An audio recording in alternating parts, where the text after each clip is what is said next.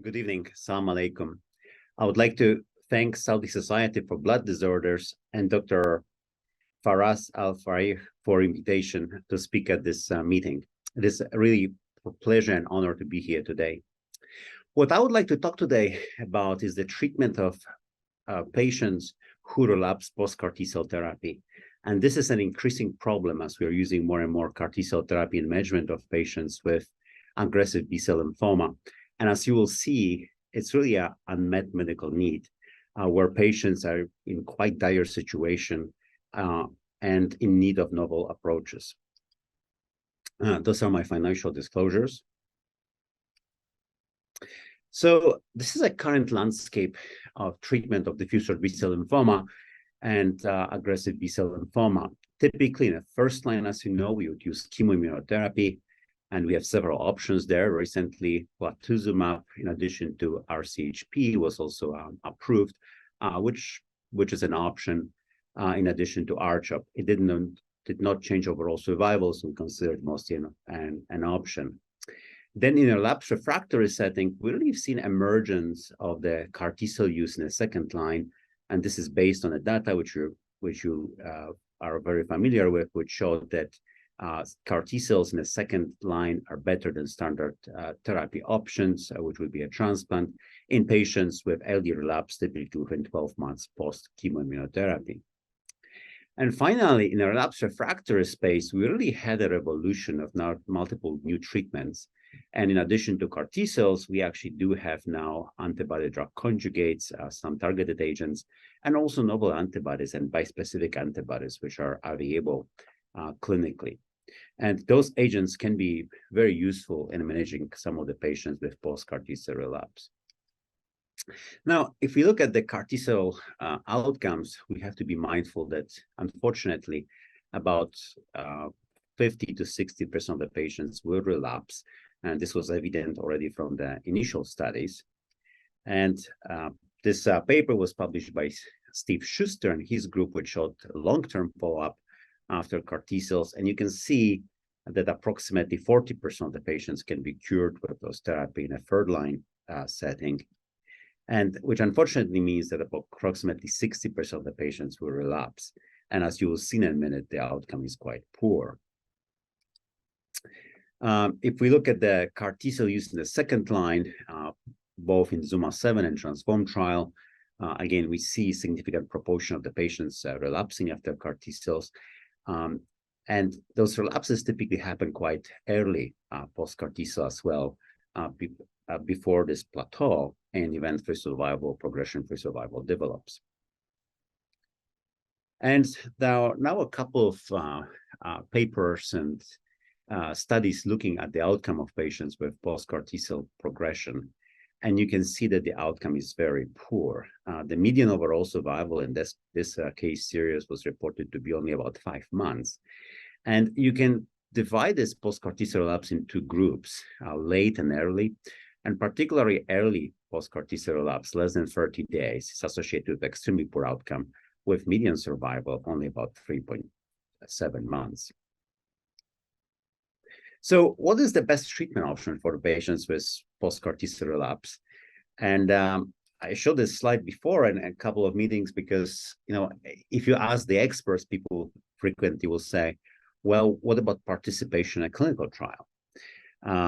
But unfortunately, as you will see, a lot of those patients will not be eligible for clinical trials. And we really have to either design the new way, new clinical trials, which are having much more liberal inclusion criteria, or focus on other available therapies outside of the clinical trials.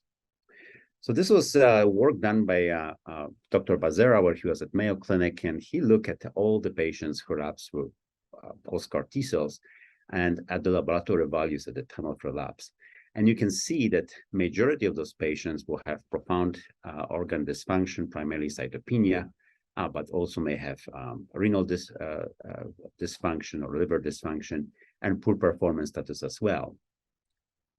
All of this results in the fact that only about 30% would be a clinical trials candidate for classical clinical trials.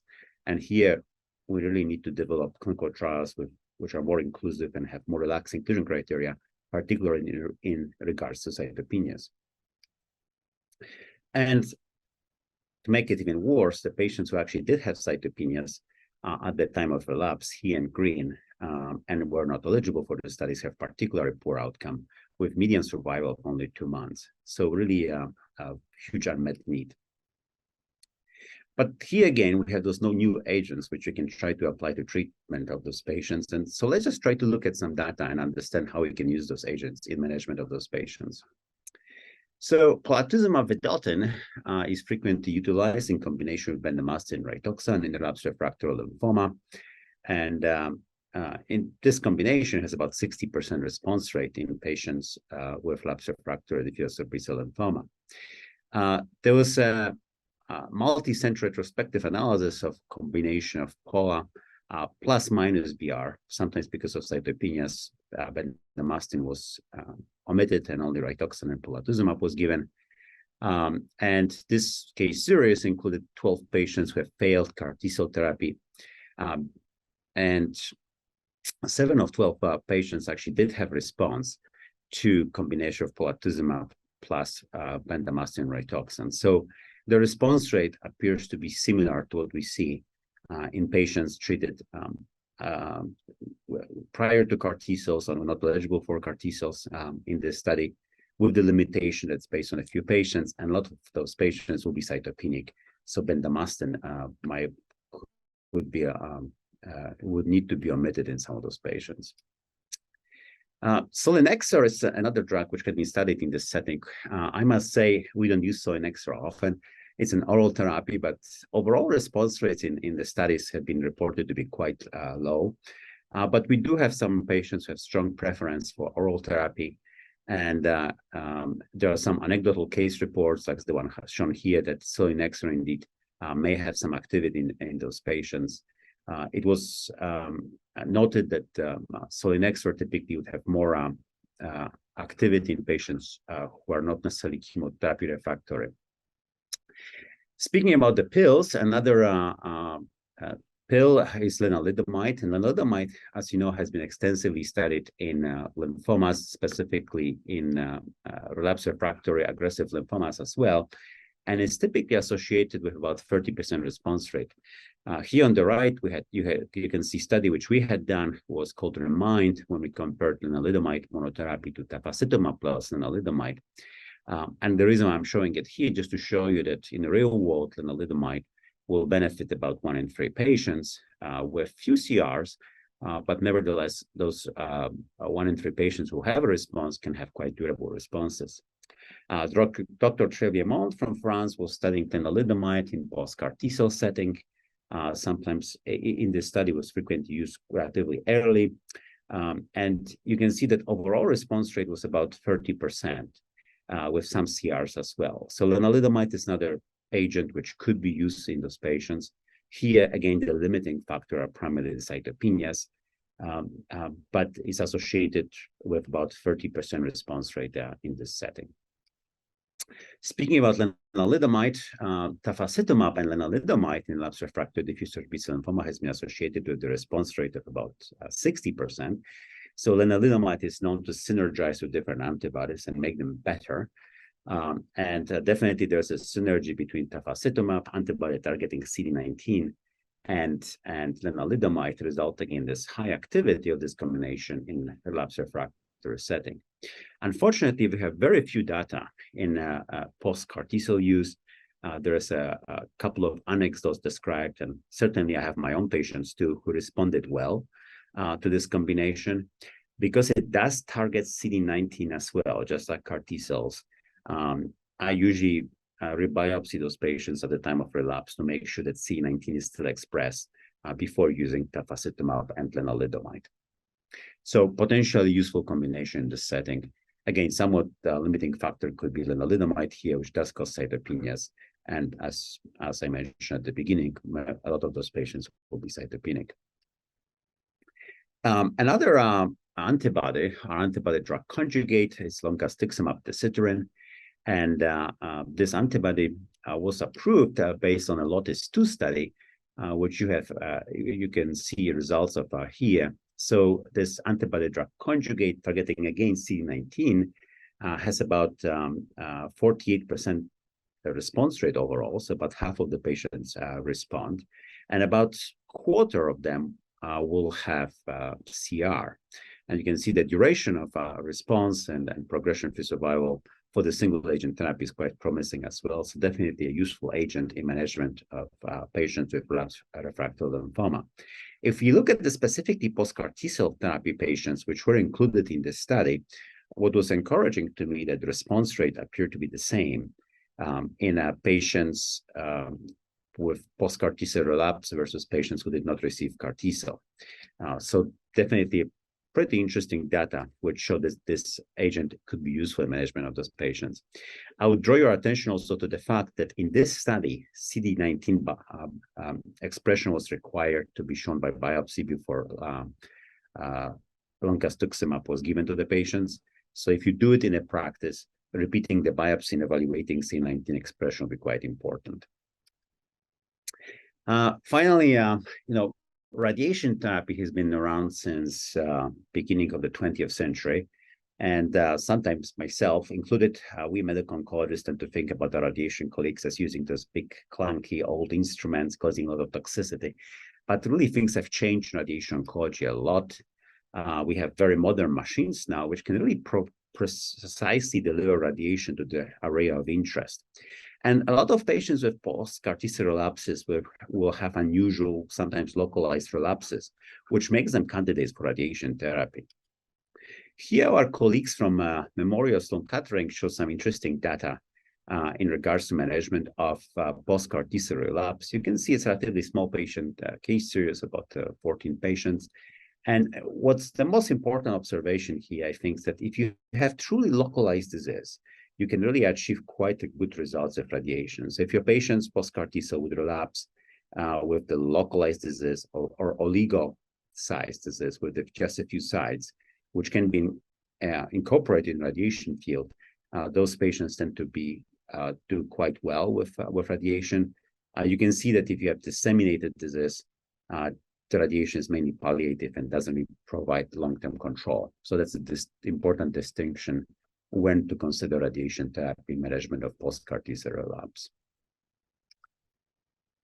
Now, immune checkpoint inhibitors, we had a huge hopes for, because if CAR T-cells are working for the immune system, stimulating immune systems, including CAR T-cells, could really alter the immune microenvironment and produce better results. It didn't really pan out in a practice. Pembrolizumab had been studied, and there was some small reports of nivolumab as well. And typically, the response rates were actually quite low. Maybe about a quarter of patients had some benefit. It was not even sustainable enough to result in a larger study. Now, having said so, there's one specific disease where PD-1 antibodies are extremely effective. That's primary mediastinal large B-cell lymphoma. As you know, primary mediastinal large B-cell lymphoma behaves like a Hodgkin's lymphoma biologically, and both Hodgkin's and primary mediastinal large B-cell lymphoma tend to respond very well to PD-1 therapy, with the response rate of about 75%. So if you do have a patient who's relapsing post-CAR T-cell with primary mediastinal large B-cell lymphoma, the agent of choice and preferred agent would be a checkpoint inhibitor, either nivolumab or pembrolizumab. Finally, I would like to finish with bispecific antibodies, and this is the therapy which I'm extremely excited about. Some people call it a CAR T-cell in a vial because it brings immediately the immune cells in the proximity of the tumor. But those antibodies have many other advantages. In addition to utilizing the immune system and bringing the T cells to destroy the lymphoma cells, they can be also combined with other agents at the same time, which is more difficult with CAR T cells. So the advantage of bispecifics over CAR T cells is that you can actually add additional agents at the same time, possibly increasing response rate and activity of those antibodies. It is also relatively less toxic, although cytokine release syndrome and neurotoxicity can be seen. It's not as common, and it's easier to manage by modulating the dosing. Now, there are several antibodies in development, and 2 currently approved, and this is rapidly developing field. I'm not going to go over this data in detail here. But just to show you, for example, in mosunetuzumab, which targets CD20 and CD3, most of the antibodies currently, the ones who are approved or the closest to the approval in clinical development target CD20. You can see that this antibody results in a response rate of about 50-60%, and about half of the patients actually achieve CR. And you can see that the responses are actually seen in patients with post-CAR T-cell relapses. Now, what makes this bispecific antibodies really attractive is for CAR T-cell relapses that the incidence of neutropenia, as you see here, it does happen, but it's not very common with bispecific antibodies. And in general, you can support those patients with growth factor quite well. So if you have those very cytopenic patients with low white cell count and your hemoglobin, which is true for half, if not more, patients relapsing after CAR T-cells, bispecifics can overcome this problem with cytopenia and really provide very, very useful platform of therapy. Similar data with glofitamab, that's a different antibody, again, primarily targeting C20. And you can see it's quite active antibody in relapsed refractory diffuse large B-cell lymphoma. And glofitamab was just recently approved, as was epcoritamab. So epcoritamab is actually given subcutaneously. Also, very active therapy with overall response rates of 60-70%, and about half of these responses are actually complete responses. So very encouraging data. And what's important is that the same level of response as in general population with relapsed refractory B-cell lymphoma is seen in post-CAR T-cell relapses. Again, both epcoritamab and glofitamab can cause some cytopenias, but it's not the primary problem. You can support the patients with growth factors, and really, for me in my clinic, both epcoritamab and glofitamab, which are both approved, became an agent of choice in treatment of patients with relapse post-CAR T-cells. There are some other approaches which I'm not going to discuss here because they are mostly experimental. There was a CAR T-cell treatment attempt. We know that with classical CAR T-cells, this was not promising, but there are some new CAR T-cells targeting multiple targets, and this is being currently under study. Palliative chemotherapy is always an option, but the response rates are poor. And again, patients already have a problem with cytopenia, so it's not very feasible. And finally, in selected patients with ABC subtype, BTK inhibitors and other small molecules, which are not myelosuppressive, can be used. And I had some patients with ABC subtype of DLBCL, which benefited from this approach. So in a summary, the therapy for post-CAR T-cell relapse remains a huge unmet need. We really need better treatments there. Outside of the clinical trials, there are a number of options thanks to new treatments which we have now approved, including loncastuximab, desilutamide, tafasitamab, I mentioned, aplazumab, plus minus bendamustine, rituximab, some anecdotal evidence with selinexor, as you've seen. Radiation therapy for patients with localized disease is important. Good evening, salam alaikum, minus the treatment of choice for those patients right now.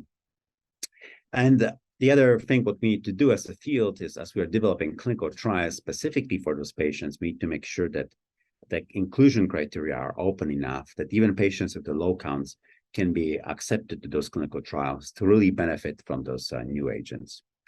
And I'll stop here, and I'd like to thank you again for your attention and invitation to this great meeting.